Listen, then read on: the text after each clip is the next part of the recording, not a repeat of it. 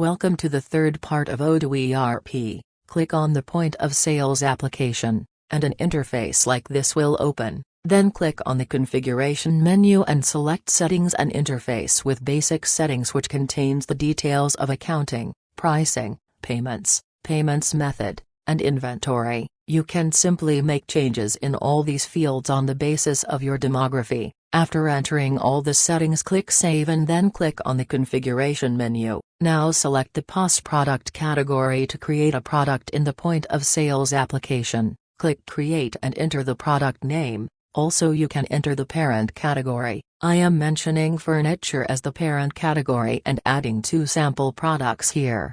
Then click on the Products sub-menu to create a product in point of sales. Select Create, then you can add the product name, product type, invoicing policy, sales price, customer taxes, product category, and many more things. Here I am changing the product type from consumable to storable product and changing the sales price. You can also add the product image by clicking on the edit icon on the picture field. After adding the product to the point of sales, you can view your product in the products menu. Here are the sample products that I have added in the POS with images. After adding the product, you can also update the product quantity at the point of sales. Just click on the update quantity and you can add the quantity you want. Once the quantity is updated, it will also be visible in the main product menu.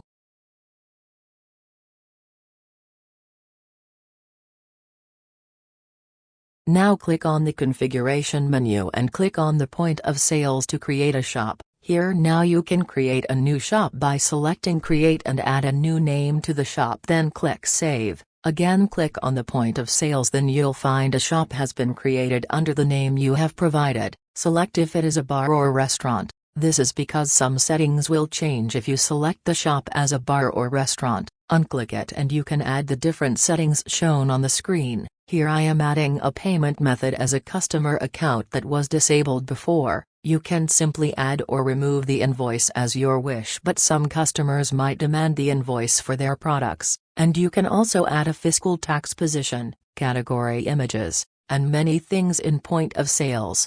After creating a shop, click on the dashboard menu and you will find the shop you have created. Now click on the Continue Selling and the Ecommerce dashboard will be opened. Here you can create an order by selecting the products. All the products listed under the point of sales will be displayed in the shop. Once you select the product will be automatically added and the bill with tax will be displayed. You can simply edit the product quantity and price and also add the discount just in the number pad. Here I have added 2 items and changed the price and quantity and also applied a few discounts. After this, the bill amount will be directly changed. You can simply add customer details too by clicking on the customer and selecting the customers. Then by selecting the payment option, we can calculate the total amount and the amount paid by the customer and also the payment method as cash or bank or customer account. Here I am selecting the cash and allowing it as the customer has paid us $250 and the change to be returned to the customer will be calculated automatically. Now when you select Validate, the receipt will be shown to the customer and the customer can also print the order receipt. A sample receipt has been shown here,